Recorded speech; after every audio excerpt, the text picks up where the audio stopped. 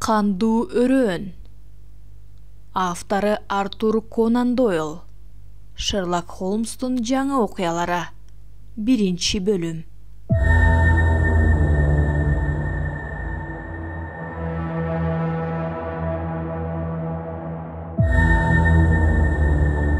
Бирлстаундагы кайгылуу окуя. Мен бир акыл ойлоп турам. Ойлонуңуз, деди Холмс күлүп агып. Канчалык оор басырыктуу болсом да, анын кытыгылап сүйлөгөнү жаныма батып кетти. Кыжырма тийбеңиз, Холмс. Почта менен келген бир барак кагазды кунт коюп окуп жаткандыктан менин сөзүмдү укпай деле калды окшойт. Конвертти дагы көпкө карап калды.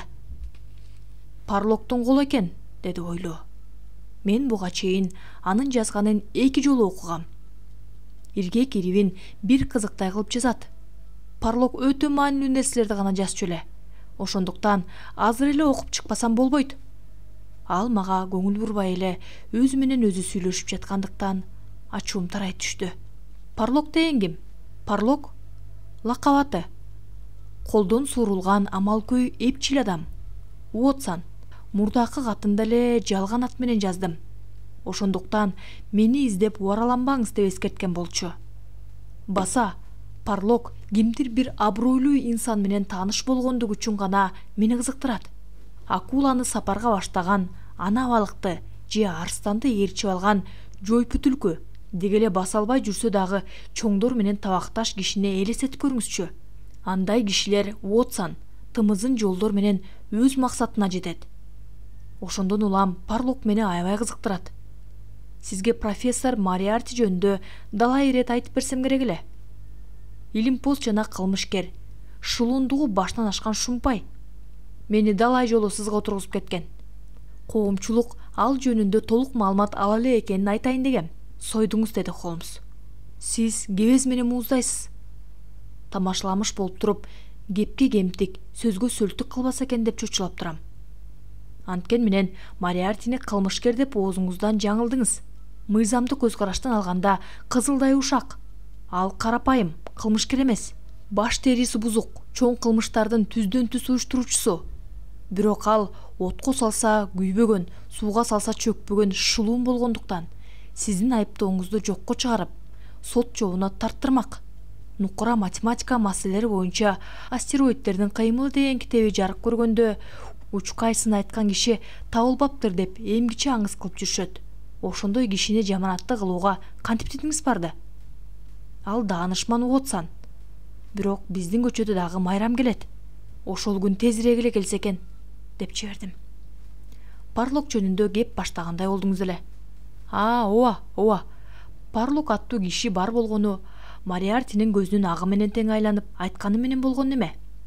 Бирок оңтою келсе кимди да болсо сатып кете берет. Бизге ошонусу керек. Ар намысы ойгонуп, андан да мен жиберген 10 фунттун акысына 2 жолу баалуу маалымат берди. Ал маалыматтын негизинде оор кылмышты болтурбай калдык. Бул жолку каттын купуя сырын түшүнсөк, дагы бир кылмышты алдын алган болобуз. Холмс катты үстөлгө койду. Кагазга жазылган табышмактуу сандарга көз чаптырдым.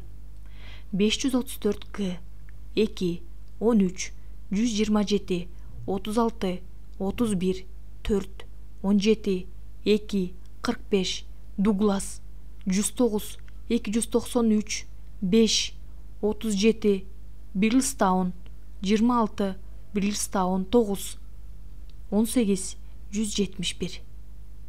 Бул жөнүндө оюңуз кандай, Холмс? Жашыруу маалыматтарды кабарлаганы го. Чечмелей албагандан кийин мындай сырдуу каттан не пайда? Дал ушул мүнөттө дегениңизде кандай түшүнсө болот? Ар бир саптын биринчи тамгаларын койгулаштырып, не бир жашыруун каттарды окуй алам. Андан оңой нерсе жок. Бирок бул каттын жандырмагын табыш кыйыныраак. Мындагы сөздөрдү кайсы бир китептен гана тапса болот. Ошол китептин наамын тактамайын, бул катты окуй албайм. Дуглас жана Бирлстаун дегендер эмнени билдирет? Китептин атын жазбаган эмнеси? Кымбаттуу Уотсон, акылга дыйкан, сейрек адам боло туруп, табышмактуу катты жана анын жандырмагын бир барак кагазга жазып жиберсе болмок экен деп ой жүгүрткөнүбүзгө жол болсун. Ушул азыр жообу жазылган кат же китептин өзү келип калышы ажап эмес. Айткандай эле, бир нече мүнөттөн кийин кат кагаз ташуучу Билли биз күткөн катты алып келди. Өзү жазып кол коюптур, деди Холмс ыраазы. Бирок катты карап көрүп, кабагы түйүлдү. Биз күткөндөй болуп чыкты. Парлок менен маселе чечилбейт өңдүү. Угуп туруңуз, кымбаттуу мистер Холмс.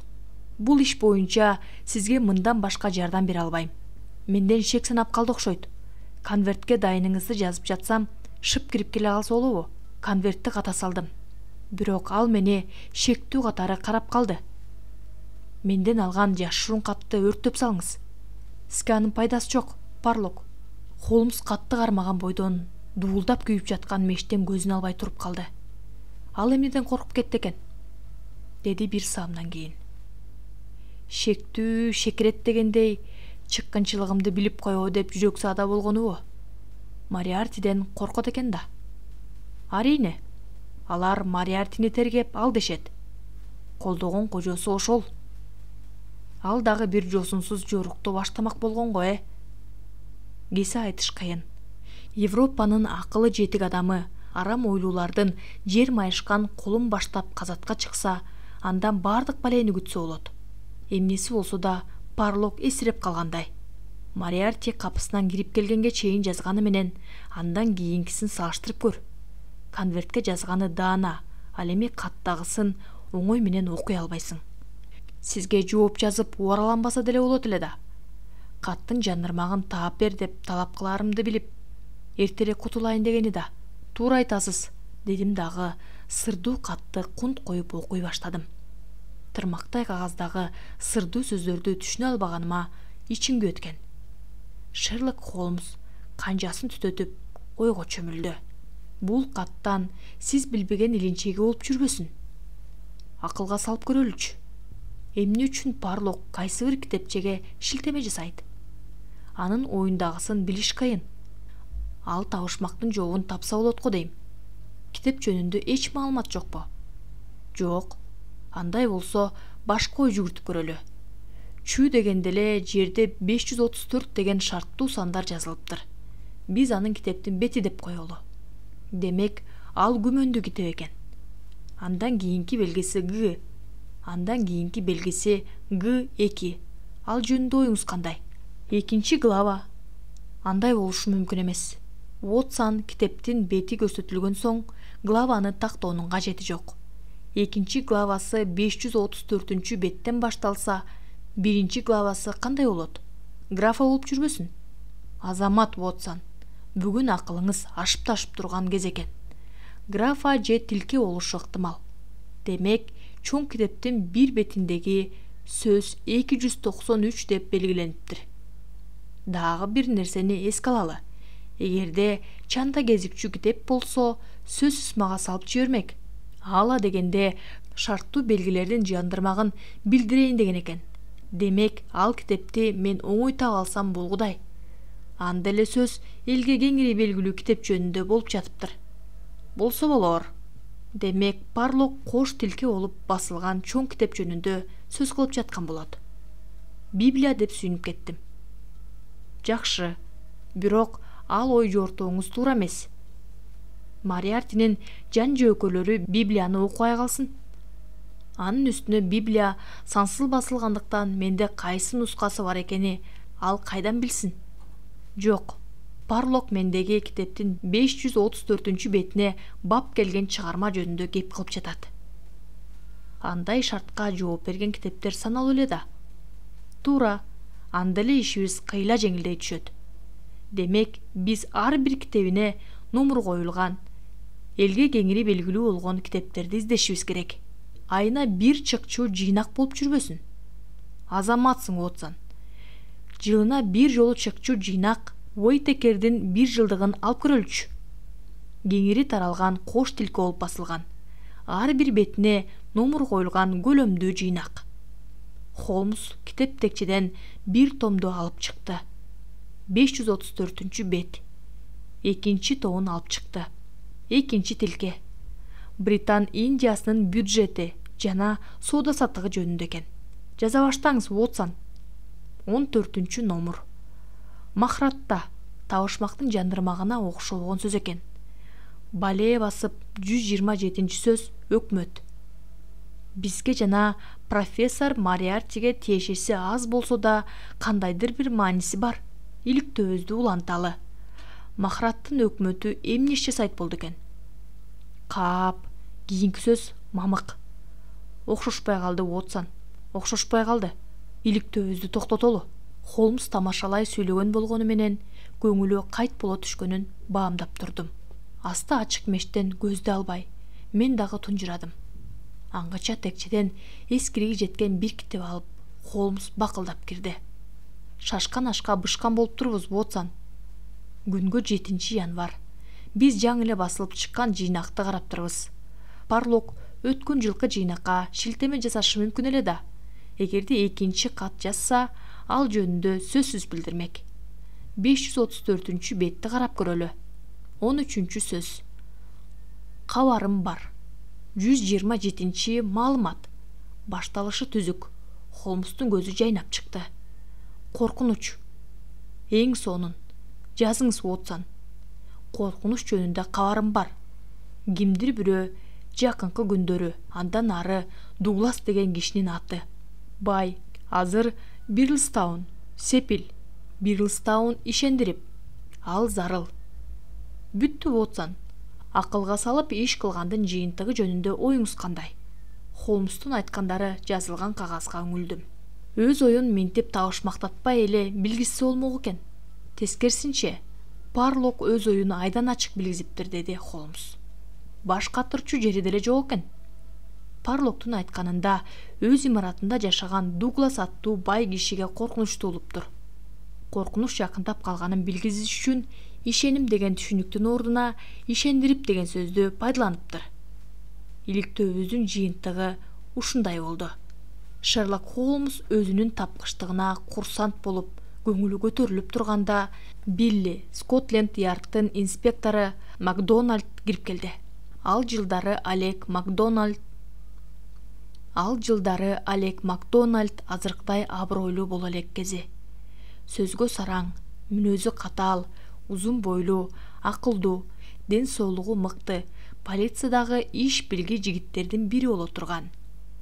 Холмс ага 2 жолу жардам бергени эсимде. Шотландиялык жигит Холмсту аябай ызаттачу жана кыйын учурда аны менен кеңешип турчу. Көрүнгөн менен достошо бербеген Холмс шотландиялыкты ичинен жакшы көрчү. Таң атпай кайдан жүрөсүз, мистер Мак? Жаңы окуя болгонго. Кылмыштын изи суу электе сиз менен акылдашууну чечтим. Жаш инспектор үстөлдөгү бир барак кагазды көрүп, таң калганынан мукактана түштү. Дуглас, деп кобурады ал. Бирлстаун. Бул эмне шумдук, мырзалар? Кудай акы тезирээк айткылачы. Бул сындарды кайдан таап алдыңар? Доктор Уотсон азыр эле шарттуу белгилердин жардамы менен чечкен болчу. Эмне экен? Айраң таң калган инспектор экөөбүздү алмак салмак тиктеди. Бүгүн түнү мистер Дуглас Бирлстаундагы имаратында мыкаачылык менен өлтүрүлдү.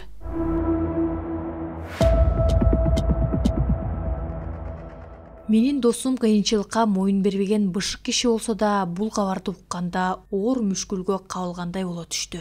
Мага окшоп күйүп бышканын билгизген жок. Сыр алдырбады. Бирок кийин өңгөн мергенчидей демин ичине катып, бул ишке аябай кызыга түшкөндөй болду. Эң сонун, деди бир саамдан кийин. Эң сонун. Менин кебиме таң калган жоксуз го дейм. Кызыгып калдым, мистер Мак. Эмне үчүн таң калышым керек? Бир кишинин башына коркунуч түшүптүр деген кабар алгам. 1 сааттан кийин ал кишини өлтүрүп кетишкенин уктум. Ошондон улам кызыгып калганым ырас, бирок таң калган жокмун. Мен сизди жолдош кылып азыр эле Бирлстаунга жөнөсөмбү деп келгем. Сиздин айтканыңызга караганда Лондондо калсак деле болчудай. Анте албайбыз го, мистер Мак, деди Холмс. Ойлоп көрүңүзчү, мистер Холмс, деп каяша кылды инспектор. Гезиттер 1-2 күн мурун Бирлстаундагы окуяны чуулдата жазышат. Кылмыш болордун алдын ала билген киши Лондондун тургуну болгон соң баш катырып эмне кереги бар? Ошол кишини кармасам эле баары ордуна келет да. Аныңызда талаш жок, мистер Мак. Бирок сиз Парлок аттуу кишини кантип колго түшүрмөксүз? Макдоналд Холмска келген катты жана бир жолу кунт коюп карап чыкты. Штемпель Кемвербилде басылганы чын болсо, ишибиз жеңилдей түшкөнү. Көз жашырыш үчүн басылышы дагы ыктымал. Сиз ага акча жибердим дедиңизби? 2 жолу. Каяка? Кембервилдеги почта бөлүмүнө. Акча кимге тийгенин билген жоксузбу? Жок. Инспектор таң калгандай болду. Эмне үчүн? Анткени биринчи катты алганда эле аны издебейм деп сөз берип койгом. Сиз аны кимдир бирөөнүн малайы деп ойлойсузбу? Ойлоп этпей эле так билем. Өзүңүз айткан профессор го. Дал өзү. Скотланд Ярдтагылардын пикири боюнча сиз аны бекер эле жаманаттык кылып жүрөсүз. Мен билгенден ал кадырлуу илимпоз, таланттуу адам. Аны таланттуу дегениңерге курсантмын.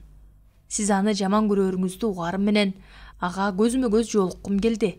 Өзүн министрден кем кармабаган ажардуу, чачын буак баскан салаваттуу адам экен. Мени менен коштошуп жатып, далга таптап койду эле. Уулун узак сапарга аттанган атага окшоп кетти. Холмс жылмайып койду. Эң сонун, деди ал. Ойдогудай болуптур. Айтыңызчы, урматтуу Макдоналд, профессордун кабинетинде маектештиңерби? Ооба. Жасалгалуу бөлмө экен? Айтпаңыз. Сиз анын жазуу үстөлүндө отурдуңуз беле? Ооба. Сиз жарык түшкөн жакка отуруп, анын өңү көлөкөдө калды беле? Эңир кирип калгандай болчу. Шамдын жарыгы мага тийип турган. Профессордун аркасындагы дубалда илинип турган портретти көрүп алдыңызбы? Албетте, бир жагына бурула караган кыздын башы тартылыптыр. Аны 18-кылымдын 1-жарымында жашаган айтылуу француз сүрөтчүсү Жан Батист Грес тарткан. Инспектор кайдыгер угуп турду. Биз аны кое туруп деп келатканда Холмс улап кетти. Биз дал ошол Бирлстаундун сыры жөнүндө кеп кылып жатабыз. Ошол китептин түйүн сыры десек дагы болот. Макдоналд күлүмсүрөмүш болду. Сиздин оюңуздун төркүнүнө түшүнө албай жатам. Мистер Холмс, теңирден тескери нерселерди чаташтырып жиберет экенсиз. Илгери каза болгон сүрөтчү менен Бирлстаундагы окуянын кандай байланышы бар? Грездин белгилүү картиналарынын бири жакында Порталисте 1.200.000 франкка бааланды. Инспектор аябай кызыгып калды. Профессор Мариарти жылына бар болгону 700 фунт айлык алат. Андай болсо кантип сатып алат? Мени дагы ошол суроо кызыктырат. Уланта бериңиз, мистер Холмс. Кызык иш экен, аягына чейин угайын. Бирлстаунду кантип, деди Холмс жылмайып. Али убакыт бар, деди инспектор саатын карап. Сыртта мени кеп күтүп турат. 20 мүнөттө бизди Виктория вокзалына жеткирип коет. Баса, жанагы картина жөнүндө. Профессор Мариартиникинде бир жолу дагы боло элекмин дегендей болдуңуз эле. Ооба, болгон эмесмин. Андай болсо анын квартирасы кандай жасалгаланганын кайдан билесиз? Анын жөнү мындай. Мен анын квартирасына эч кандай чакыруусуз 3 жолу бардым. 2 жолу болбогон шылтоо менен барып, аны күтпөй кетип калдым. 3-чү жолу аны полиция кызматкерине айтпасам деле болчудай. Ошол жолу анын кагаздарын карап чыгууга үлгүрдүм. Жыйынтыгы күтүүсүз болду. Беделин түшүрчү материалдар табылдыбы? Эчтеме табылган жок. Таң калыштуусу ошо болду. Бирок азыр эле сөз болгон картина жөнүндө кеп башка. Ал чириген бай экендигинде талаш жок. Бирок кантип байыды? Эмгичи үйлөнө элек, иниси Англиянын батыш жагындагы темир жол станциясынын начальниги болуп иштейт. Кафедра ага жылына 700 фунт төлөйт. Ошондой болсо дагы үйүндө Грездин колунан жаралган картина илинип турат. Ал мыйзамга сыйбаган жол менен байып алды деген турасызбы? Албетте, мындай бүтүм чыгарууга башка негиз дагы бар. Ип ичке тор, ири муйру жолдор менен өлүмүш болуп жаткан макулук илинген жөргөмүштүн желесин алып келет. Грездин картинасын өзүңүз көргөндөн улам гана айта салдым. Айтканыңыздын баары кызыктуу экен, бирок анын күнөөсүн тактап берсеңиз дурус болор эле. Арамдык иш жасаганбы? Жасалма акча чыгарганбы? Же киши өлтүргөнбү? Анча акчаны кайдан табат? Джонатан Уайлд жөнүндө окуган жок белеңиз? Аты тааныш угулат. Кайсы бир романдын кейипкери го. Чынын айтсам, романдардагы тыңчыларды анча жактыра бербейм. Каармандар кадам сайын эрдик жасашат. Бирок кантип жасагандарын эгерим айтышпайт. Турмушта болбогон нерселерди ойдон чыгарып жаза беришет. Джонатан Уайлд тыңчы да эмес, романдын каарманы да эмес. Ал өткөн кылымда жашаган, ашынган кылмышкер. Анда эле аны менен ишим жок. Мистер Мак, Турмуштун баары тең. Кала берсе, профессор Мариарти да кайталанат. Джонатан Уайлд Лондондун кылмышкерлеринин жашуун башчысы болгон жана өзүнүн акыл эсин жана уюштуруучулук талантын кылмышкерлер тапкан пайданын 15%-ин сатып жиберген. Эски дөңгөлөк айлана берет, бирок анын чабагы өз ордуна кала берет. Биз көргөндөр илгери да болгон, келечекте да болот. Мынча болду, Мариарти жөнүндө кененирээк кеп салып бериңиз. Кулак сизде. Ал түзгөн саптын бир четинде акыл эси жаманчылыкка багытталган адам турат. Экинчи жагында жүздөй ууру кескилер, шылуундар бар. Саптын ортосун ар түркүн кылмышкерлер ээлеп алышкан. Анын штабынын начальниги Себастьян Моран деген полковник. Ал койдо момун болуп тыпыйып, сыр алдырбай, жоопко тарттырбай жүрөт. Мариарти ага канча төрөйт дебейсизби? Билбейм. Жылына 6000 фунт. Демек айлыгы премьер-министрден да көп. Мариартинин кирешесин өзүңөр санап алгыла. Андан да кызыгы, Мариарти эсеп кысабын ар кайсы жердеги 6 банкка жүргүзүптүр. Бул жөнүндө эмне демексиз? Ким билсин? Сиздин оюңуз кандай? Өзүнүн байлыгын жана кишиге билгизбейин деген амалы да. Менимче өз акчасын бир топ банктарга сактаса керек. 20га жакын эсеп ачыптыр. Толгон токой акчасын чет өлкөдө, Герман же Лион банктарында сакташы ыктымал. Макдональд үн катпай угуп турса да, чыдамы кетип, досумдун сөзүн бөлдү. Мистер Холмс, башка маселеге түшүп кеттиңиз го дейм. Азырынча профессор менен Бирлстаундагы кылмыштын ортосундагы кандайдыр бир байланыш бар экенин гана билебиз. Ал жөнүндө Парлок деген кишиден келген каттан билет экенсиз. Дагы кандай жыйынтык чыгара аласыз? Кылмыштын себеби жөнүндө ой жорусак болот. Мариарти карамагындагыларын катуу кысымга алаарын эсиңерден чыгарбагыла. Темирдей тартип орнотуптур. Кылт этсе эле өлүм жазасына тартат. Дуглас ага саткындык кылганы үчүн өлтүрдү деп айтышка толук негиз бар. Анын өлтүрүлгөндөгү башкаларга маалым болгондо тартип ого өтөр бекемделет. Дуглас кандай жазага кириптер болгонун билип калган кылмышкерлердин бири мага жазып жиберсе керек.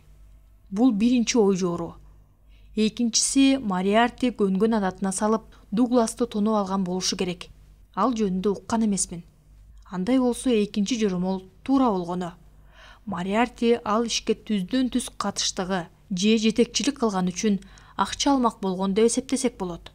Эмнеси болсо да Бирлстаунга барып, жеринен ириктешибиз керек. Бирлстаунга камыналы, деп Макдональд ордунан турду. Кара базыркыды десе кеч болуп кетиптир. Шашылбасак болбойт. Холмс экөөбүз кийине баштадык. Мистер Мак, калган катканын жолдо айтып берерсиз. Макдональд жартып деле айтып берген жок. Ошондой болсо да ал иш аябагандай кызык экени белгилүү болду. Холмс улам бир жаңылык уккан сайын ичинен кымыңдап, колун укалап коюп келатты. Бир айдан бери ишсиз калгандыгынын эсесин алып, көзү жылжылдап, жүзү нурланып чыкты. Бизди эмне күтүп турганы жөнүндө Макдональдтын айтканын кунт коюп укту. Элет жеринде иштеген полиция офицери Уайт Мейсон Дугластын өлүмү жөнүндө Скотланд Ярдагы досу Макдональдга таң эртең менен жүрчү поездерден кабар айттырыптыр. Кымбаттуу инспектор Макдональд деп жазыптыр Мейсон. Расмий чакырууну өзүнчө аласыз. Бул катты менден деп билиңиз. Бирлстаунга кайсы поезд менен келериңизде кабарлап коюңуз. Өзүм тосуп алгыдай болоюн. Бошобой калсам башка бирөөгө тапшырам.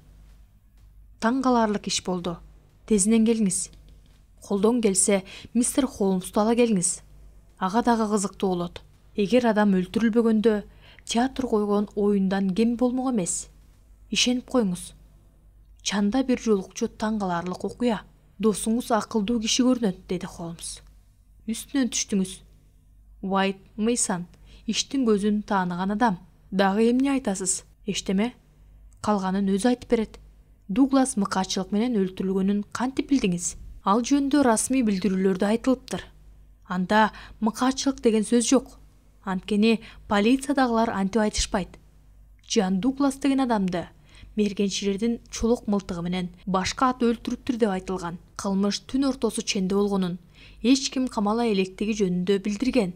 Аягында мындай окуя сейрек учурай турганы жана ар кандай ой жорумдарды пайда кылганы жөнүндө кеп болуптур. Мындан башка маалыматыбыз жок, мистер Холмс. Анда ушуну менен сөзүбүздү аяктай туралы. Мистер Мак, мүмкүн болсо бир аз ойлонуп алайын.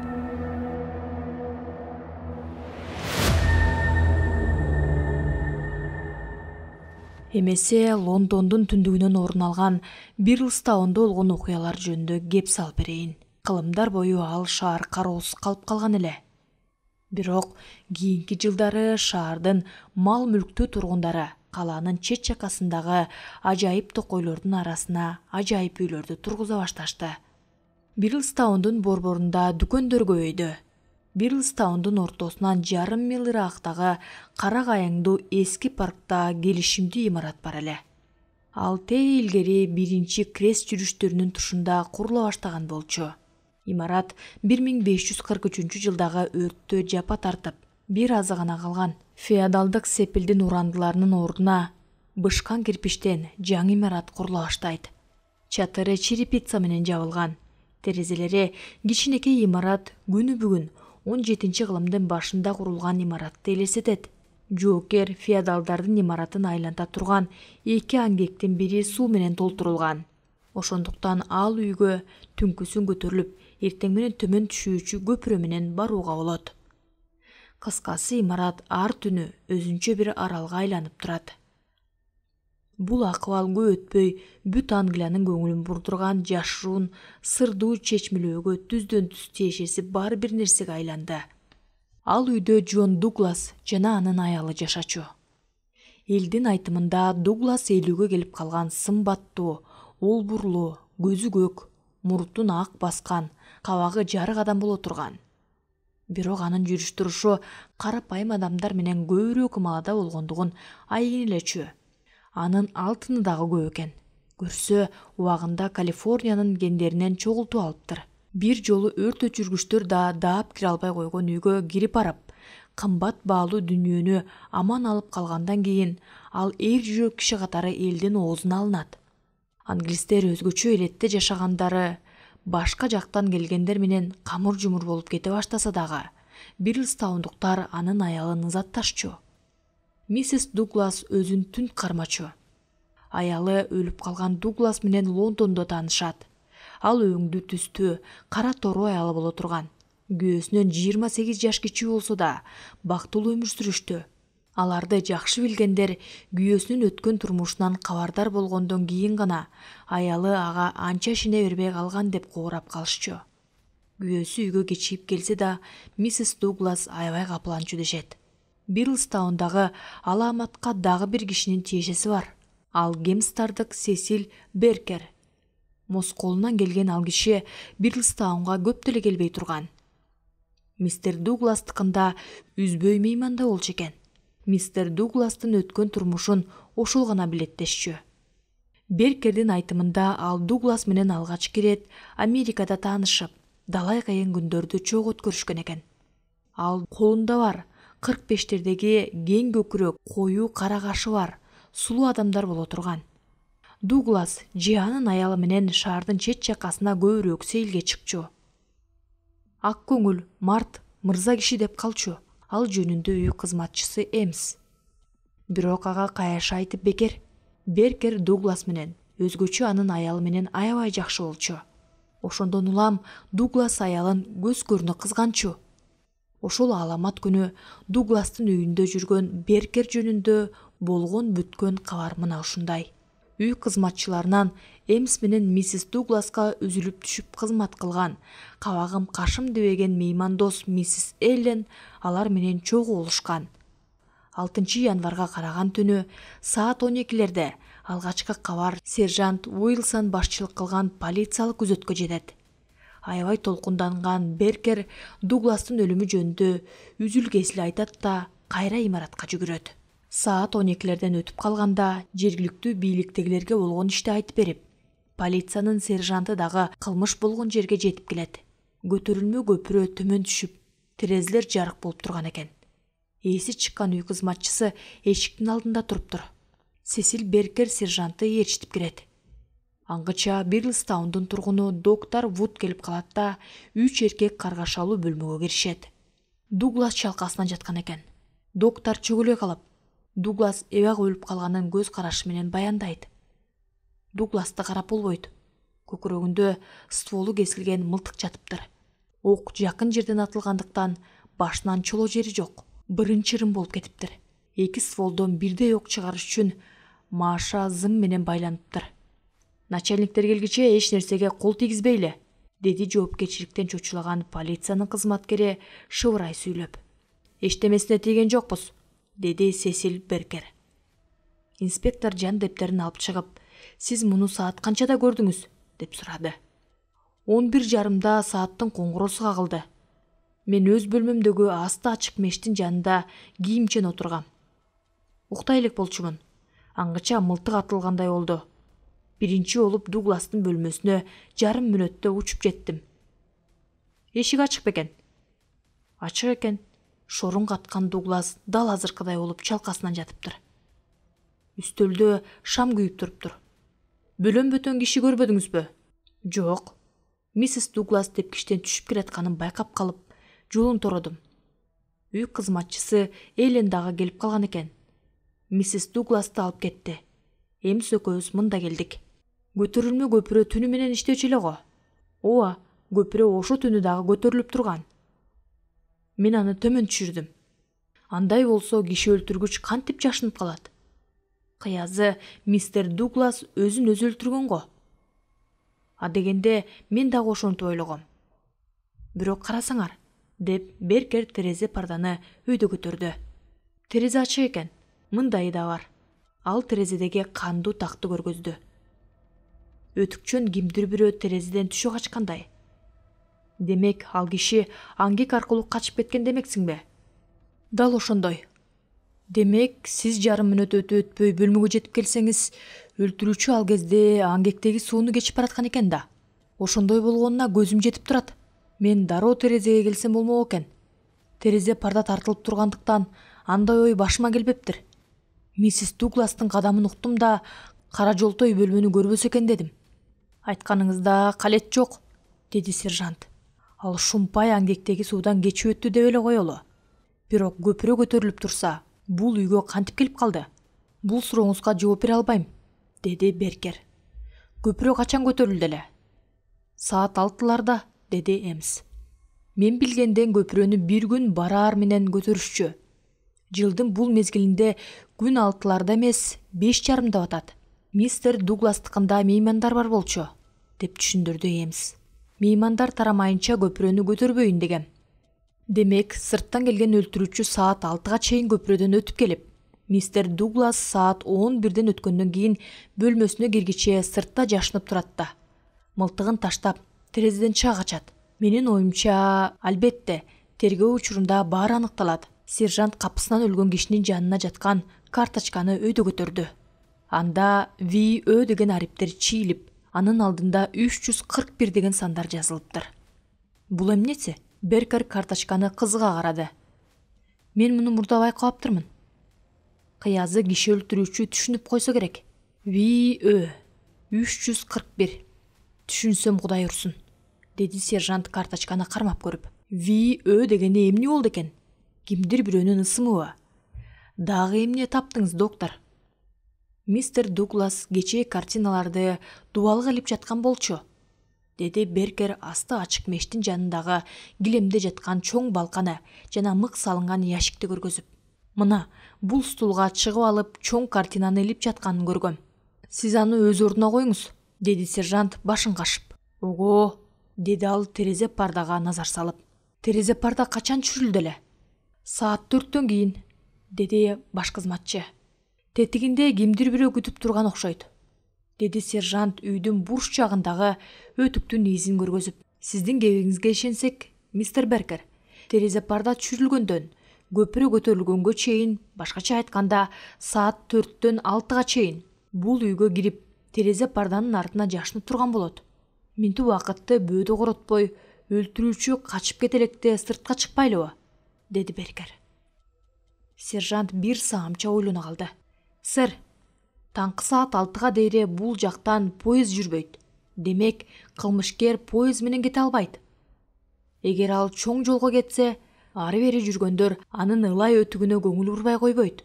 Эмнеси болсо да менин ордума киши келмейинче бул жерден кете албайм. Доктор сук жаткан денени кунт коюп карады. Бул эмне болгон белги? Деп сурады ал. Кылмыш ишке кандайдыр бир тиешеси жок болду экен. Өлгөн кишинин оң колу чыканагына чейин халаттан чыгып туруптур. Билегине 3 бурчтуу элестеткен күрөң белги тартылыптыр. Бул ийне менен чегилген сүрөт эмес. Малга басылчу тамгага окшошкон белги экен, деди доктор. Сиздин оюңуз кандай? Дугластын колундагы бул белгини кийинки 10 жылдан бери көрүп жүрөм, деди Сесил Беркер. Мен дагы, деп кепке аралашты баш кызматчы. Кожоюн жеңин түшүргөн сайын таң каларлык белгини көрчүмүн. Бул эмне болгон белги деп баш катырчумун. Демек, бул белгини киши өлтүрүүгө кымындай дагы тиешеси жок экен, деди сержант Уилсон. Ошондой болсо да таң каларлык. Дагы эмне байкадыңар? Баш кызматчы өлгөн кишинин колуна элее карады. Анын нике шакегин чыгарып кетиптир. Эмне? Мистер Дуглас нике шакегин сол колунун чыпалагына салып жүрчү. Андан ылдыйраакта таза алтындан жасалган дагы бир шакеги бар болчу. Ортоң колуна тагынчу. 2 шакеги ордунда экен. Нике шакеги жок. Баш кызматчы туура айтат, деди Беркер. Эгерде мистер Дуглас нике шакегин таза алтындан жасалган шакегин өйдө жагына тагынып жүрсө, өлтүрүүчү адегенде алтын шакекти, андан соң нике шакекти чыгарып алып, алтын шакегин кайра кийгизген экен да. Үстүнөн түштүңүз. Бул ишти тезинен Лондонго өткөрүп бериш керек. Уайт Майсондун кыйын тыңчы экенине кеп жок. Бирок ишти Лондонго бергенибиз эле түзүк. Бул татаал ишти аягына жеткизе албайбыз. Уилсондун шашылыш чакыруусу менен графствонун тыңчы полициясынын начальниги түнкү саат 3-тө бир атты караба менен келди. Эртең менен поезд менен Скотланд Ярдка кабар жиберди дагы саат 12-де Бирлстаун бекетине келип бизге жолукту.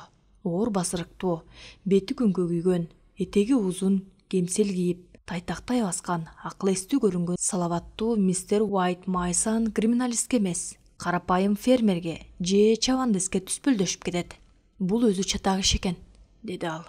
Гезитчилер бул окуяны угаар менен жабалактап жетип келишет. Менимче, алар келгиче ишти бүтүрүп салабыз. Мистер Холмс, сиз үчүн дагы кызыктуу болот. Медик катары сизге дагы иш табылат. Доктор Уотсон, Уэствиллдин мейманканасына жайгашасыңар.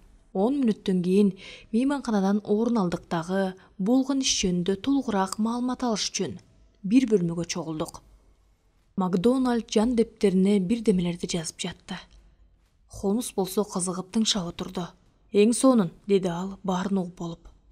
Эң сонун. Өмүр бою мындай чуулгандуу ишти кезиктире элек болчумун.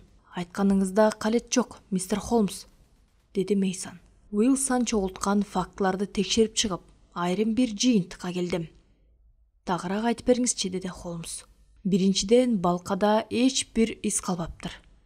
Мистер Дуглас балка менен коргонсо, киши өлтүргүчтү баштан ары бир салмак да балкада кандын тагы калмак. Дайым эле андай боло бербейт, деди Макдоналд каяш айтып. Балка менен уруу өлтүргөндө да кандын тагы калбаган учурларды билем. Болуптур. Мен мылтыкты дагы изилдеп чыктым. Ал бытыра менен октолуптур да. Сержант Уилсон айткандай, машалары чогуу таңылыптыр. Тепкини басканда стволдон бир убакта ок чыкмак. Жаза тийип калбас үчүн ошенткен болуш керек. Чулок мылтыктын узундугу 2 футтан ашпайт. Ошондуктан аны койнуна алып катса деле болмок. Анда фабриканттын аты жазылбаганы менен ПК-ЖК деген жазуулар бар экен. П чоң тамга, КЖКлар кичине тамгалар менен жазылыптырбы, деди Холмс. Ооба, Пенсильвания курал жарак компаниясы. Америкадагы белгилүү фирмалардын бири, деди Холмс. Мейсон менин досумду карап келе калды. Туура айтасыз, мистер Холмс. Ошондо да курал жарак чыгаруучу заводдун аттарын кантип эсиңизге сактап калдыңыз? Холмс үндөгөн жок. Америкалык мергенчи мылтык экенинде талаш жок, деп кебин улады Мейсон. Американын кайсы бир штаттарында чолок мылтык менен ууга чыгышат деп уккам. Мылтыкка жазылган тамгаларды көрө электе эле андай ой башыма келген болчу. Демек, бул үйдүн кожоюнун америкалык киши өлтүргөн десек болот. Макдоналд башын чайкады. Буга ишениш кыйын. Бул үйдө кимдир бир чоочун киши болгонуна көзүм жетпей турат. Андай болсо терезедеги канды, таң калаарлык карточканы, үйдүн бурчундагы өтүктүн изин, мылтыкты кантик, анын баарын атайын жасап койсо болот да. Дуглас америкалык болгон же көп жылдары Америкада жашаган. Беркер жөнүндө дагы ошондой ойдомун. Ушунун баарын жасаган кайдагы бир америкалык киши деп ойлошко болбойт. Эмс баш кызматкер. Ага ишенсе болобу? Ал сэр Чарльз Чендоско 10 жыл бою кызмат кылган ишенимдүү киши. Дуглас бул үйгө көчүп келе электе эле ага кызмат өтөчү. Эмис андай мылтыкты бул үйдөн түк көрбөптүр. Куралды жашырып, стволун аралап салышкан окшойт. Аны чамаданга катып койсо да болмок. Андай курал үйдө болбогонун Эмс кантип далилдейт экен? Мылтык үйдө сакталганы рас болсо, жок эле дегенде бир жолу көрөт эле го. Макдональд баш чайкады. Бул үйдө эч кандай курал болгон эмес дегендерге ишене албай турам. Андай болсо өз божомолуңузду айтып бериңиз, мистер Мак, деди Холмс. Ал киши уур эмес. Нике шакек менен карточка атайлап өлтүрүлгөндүгүнө далил. Үйдүн айланасындагы суу толтурулган аңгектен чыгып кетиш үчүн үн катпаган мылтык керек болгон. Үн катуу чыккан мылтык менен атып өлтүрсө, үйдөгүлөр дароо сыртка чыгып, аны кармап калышмак.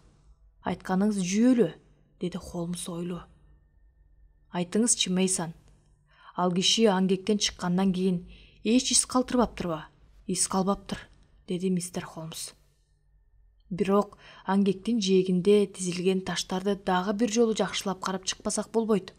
Мистер Мейсон, тезинен ошол жерге барсак кантет? Мен да ошондой деп турам, мистер Холмс. Эки жагына кыркылган кара жыгач, эмен тигилген Англиянын кооз жолдору менен бараттык. Көп өтпөй, айланасы бактарак менен курчалган, бышкан кирпичтен салынган чоң үйгө жете келдик.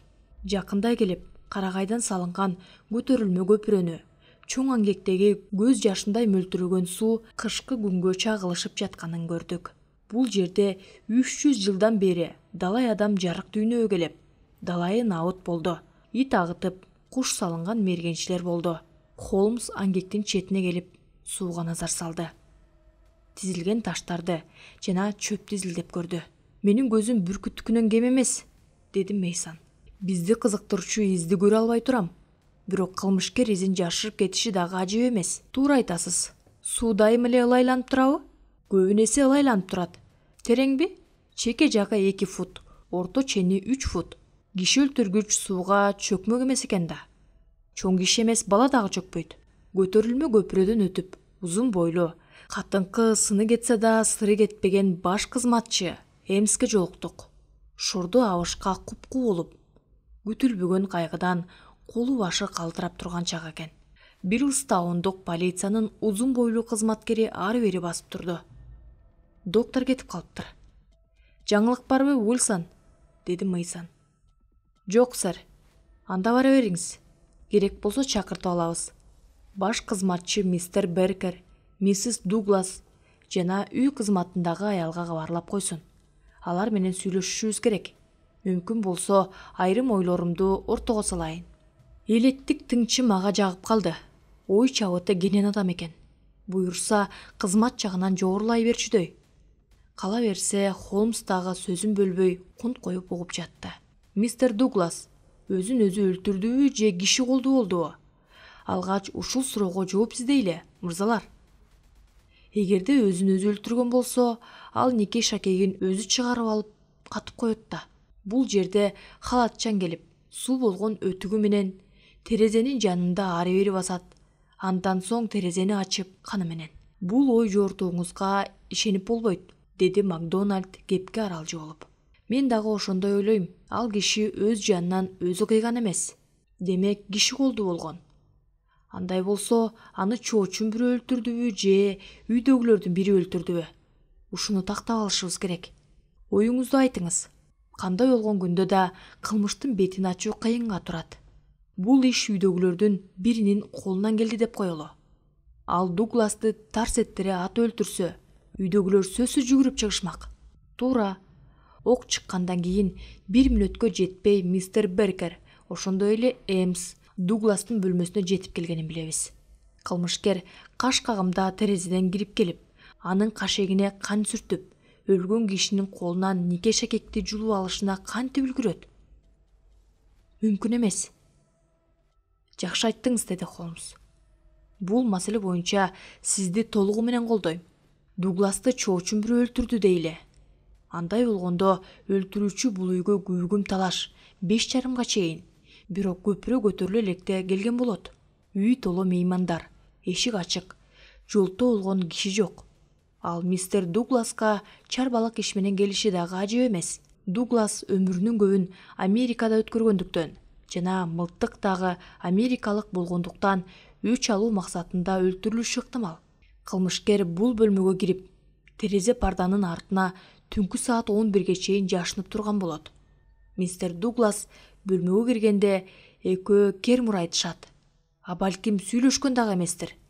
Анткени миссис Дуглас күйөөм чыгып кеткенден кийин 5 мүнөткө жетпей мылтыктын үнүн уктум дейт. Түнкү шамчыраак айтканыңызга далил боло алабы? Деди Холмс. Ооба, жаңы шам экен. Жарым дюймдан ашык күйбөптүр. Кол салгандан мурун аны үстөлгө алып барып коюптур. Антпесе ал жерге түшүп кетмек. Мистер Беркер бөлмөнү жарык кылып, шамды өчүрүптүр. Ошондон улам менде бир ой жоруу бар. Мистер Дуглас бөлмөгө кирип, шамды күйгүзөт. Мылтыкчан киши терезе парданын артына чыга келет да, нике шакекти бер дейт. Мистер Дуглас шакегин чыгарып берет да, оңутун таап, балка менен урмак болот. Чоочун киши аны тарсатат да, мылтыгын B-341 деген таң калаарлык карточканы таштап качып жөнөйт. Беркер кирип келгенде ал аңгекке кирип калган болот. Сиз кандай дейсиз, мистер Холмс? Кызык оюңуз бар экен, бирок туура эместей. Кызыгы жолдо калсын, деп Макдональдс кеп каралашты. Терезе пардада жашынып турган киши Дугласты башкача жол менен деле өлтүрөрү айдан ачык болуп турбайбы? Эмне үчүн өз жолуна өзү бөгөт болду экен деген ой башыңызга келдиби? Аман калышы үчүн айлананы жаңыртып ок чыгарыштын кандай кажети бар эле? Мистер Мейсондун пикирин туура көрсөңүз, далилдеп берсеңиз кантет, мистер Холмс? Холмс кээ-кээде гана туш тарабын карап койгону болбосо, лам дебестен кунт коюп угуп отурган болчу. Бир бүтүнгө келиш үчүн көбүрөөк факты чогултуш керек. Мистер Мак, деди ал өлүктүн жанына чөгөлүп отуруп. Баш катчыны 1 мүнөткө чакыртсак болобу? Эмс, мистер Дугластын колундагы таң каларлык 3 бурчтукту далай ирет көрсөңүз керек. Албетте, сэр. Мистер Дуглас карылган 3 бурчтук жөнүндө айтчу эмес беле? Түк айткан эмес. Бул шартта тамга экенине шек жок. Мистер Дугластын оозунун учундагы кичинекей жараатты көрдүңүз беле? Ооба, сэр. Кечээ эртең менен сакал мурутун кырып жатып кесип алган. Мурун дагы кесип алчу беле? Жакында эле, сэр. Ошондой деңиз. Кээде кокусунан кесип алышы мүмкүн. Көбүн эсе бирдемеден чочуганда ошондой болот. Кечээ анын жүрүш турушунан чектен тыш бирдемелерди байкаган жок белеңиз, Эмс? Бир нерсеге алагдуу болуп, саны аркап жүргөндөй болгон. Демек, кол салуу капысынан болгон эмес экен. Аз да болсо ишибиз илгери жыла баштады, мистер Мак. Бул ишти өзүңүз эле тергесеңиз кандай болор эле? Жок, мистер Холмс. Аны мен деген мыкты адистер жүргүзөт. Андай болсо V-341 деген карточкага кайрылалы. Карточкага түспөлдөш кагаз жокпу? Жок, сэр. Холмс жазуу үстөлүнө келип, ар кайсы сыя челектен сыя соргучка сыя тамчылатты. Карточкалардагы тамгалар жана сандар кызыл сыя менен жазылыптыр. Үйдөгү сыя кара экен. Анын үстүнө жоон калем уч менен жазылыптыр. Бул жердеги калем уч туурак экен. Демек, карточка башка жерден толтурулган. Бул жөнүндө алымча кошумчаңыз жокпу, Эмс? Жок, сэр. Сизчи, мистер Мак? Колдогу белгиден улам кандайдыр бир жашыруун уюм жөнүндө сөз болуп жүрбөсүн деген ойдо калдым. Менин оюм да ошондой, деди Мейсон. Анда ал жоромолдорду негиз кылып алалы. Оюбузду уланталы. Жашыруун уюмдун мүчөсү үйгө келип, мистер Дугласты атып өлтүрөт да аңгектеги сууну кече качат. Эмнегедир карточкасын калтырып кетет. Эмне үчүн? Дуглас өлтүрүлгөнүн уюмдун башка мүчөлөрү гезиттен окуп алсын дегениби? Андан да толгон токой курал жарактан мылтыкты тандап алган эмнеси? Түшүнүксүз. Нике шакек кайда? Аны дагы билип болбойт. Эмне үчүн? Эмгиче бир дагы киши камал элек. Саат 2ден ооду. Тийиштүү буйрук эртең менен берилип, Ар бир констейбл 40 миль жерде кийим кечеги суу болгон шектүү кишилерди издеп жүргөндүр. Албетте, мистер Холмс. Киши өлтүрүүчү коңулга жашынып, же кийим кечегин алмаштырып албаса колго түшмөк. Холмс лупа менен терезенин кашегиндеги кандын тамганын иликтей баштады. Килейген өтүктүн изи экенине талаш жок. Бурчтагы изге караганда кылмыштын буту тепкедей эле болсо керек. Үстөлдүн алдында жаткан буюм кимдики? Мистер Дугластын гимнастикалык чоюн ташы, деди Эмс. Мында бир эле таш жатат. Экинчиси кайда? Билбедим, мистер Холмс. А балким бир эле таштыр. Анысын байкабаптырмын. Гимнастикалык бир чоюн таш деп кайталады. Ойго чөмүлгөн Холмс. Аңгыча эшик түрсүлдөп калды. Бөлмөгө узун бойлуу, күнгө тотуккан джентльмен кирди. Ал киши Сесил Беркер экенин дароо билдик. Баарыбызга бирден көз жүгүртүп чыкты. Жолтоо болгонум үчүн кечирим сурайм, деди ал. Сиздерге айтчу шашылыш жаңылыгым бар.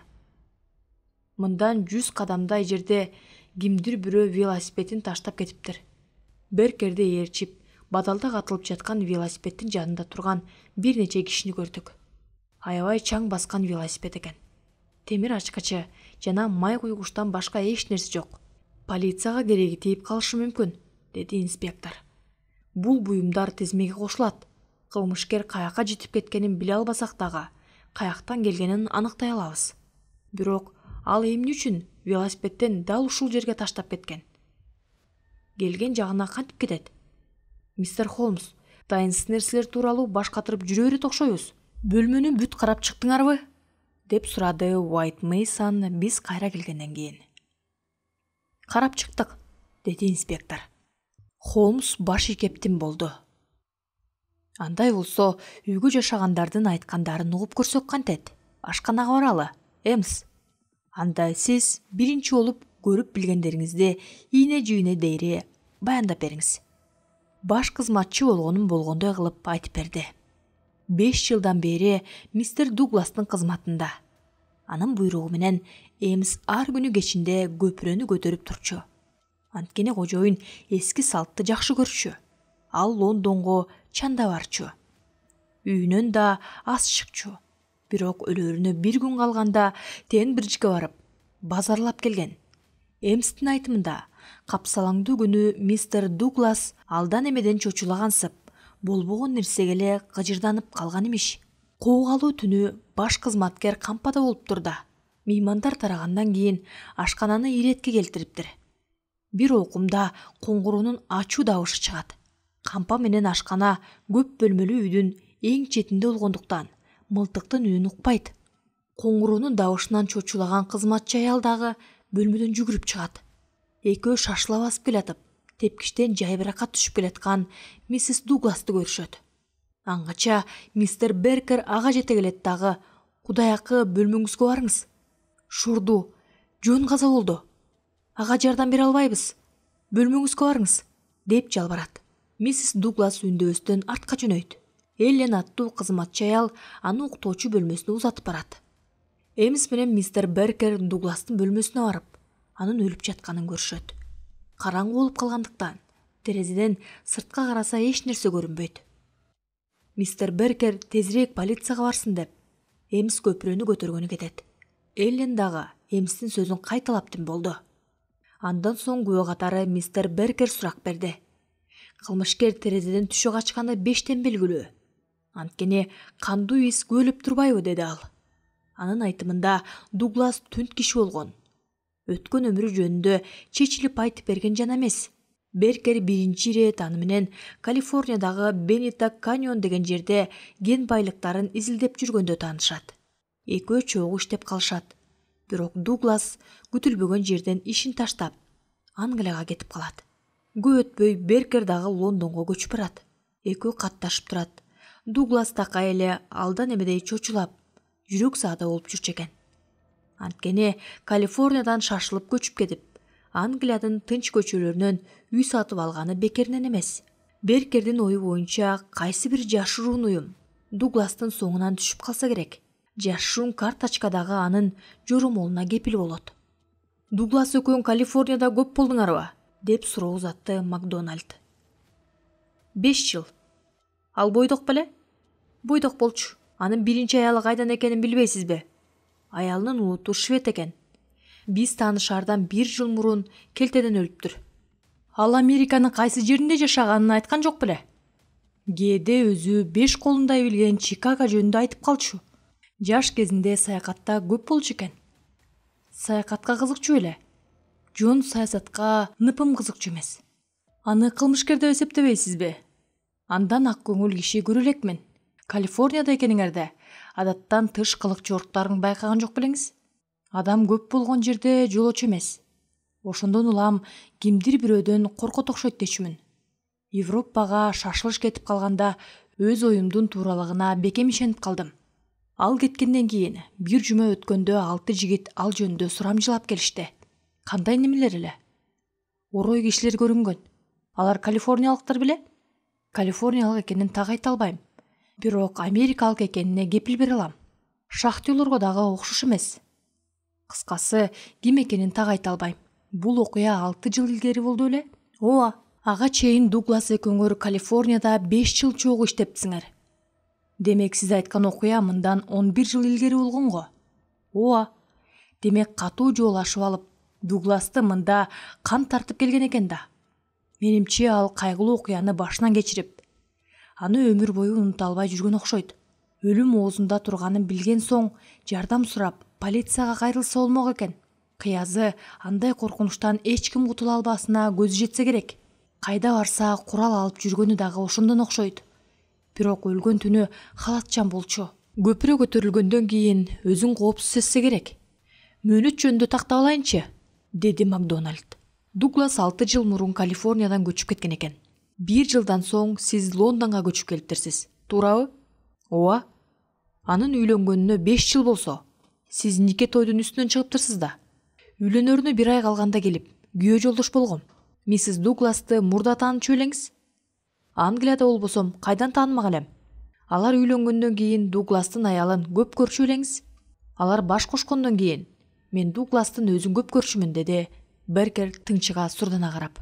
Ага жолугууга келген соң үйдөгү аялын көрсө көргөндүрмүн. Сиздин оюңузча? Менин эч кандай оюм жок, мистер Беркер. Ишке тийиштиги бар суроолорду гана берип жатам. Мистер Дуглас сизден аялын кызганчу эмес беле? Беркер кумсара түштү. Мындай суроо беришке акыңыз жок, деп кайкырып жиберди. Сиз иликтеген ишке анын кандай тиешеси бар? Кандай болгон күнү дагы жооп бериңиз. Жооп бербейм. Жооп бербесеңиз да болот. Бирок ошонун өзү эле жооп болуп саналат. Беркер бир аз ойлоно калды да жылмайып койду. Барып келип, силер өз милдетиңерди аткарып жатасыңар. Ошондуктан жолтоо болбоюн. Миссис Дугласка мындай суроолорду бербесеңер экен. Ансыз деле кайгысы тоодой болуп жүрөт. Дугластын бирден бир кемчилиги кызганчаак болчу. Аялын аябай жакшы көрчү. Көп учурда мени өзү чакырып алчу. Бирок аял экөөбүз сүйлөшүп отурганыбызды көрүп калса, жанын коерго жер таппай, кыжаалат болуп кетчү. Бирок аялы аны жанындай сүйчү. Мен көздөй дос болчумун. Дугластын нике шакеги жок болуп чыкканын билерсиз. Билсе билермин. Билсе билермин дебей так жооп бериңиз. Беркер шашыла түшкөндөй болду. Мен ага анча ишене албагандыктан билсе билермин дедим. Шакекти Дуглас өзү чыгарып алышы мүмкүн эле да. Кантсе да жоголгон шакек менен Дугластын нике шакегинде кандайдыр бир байланыш бар. Беркер ийинин кошурду. Эч кандай байланышты көрө албай турам.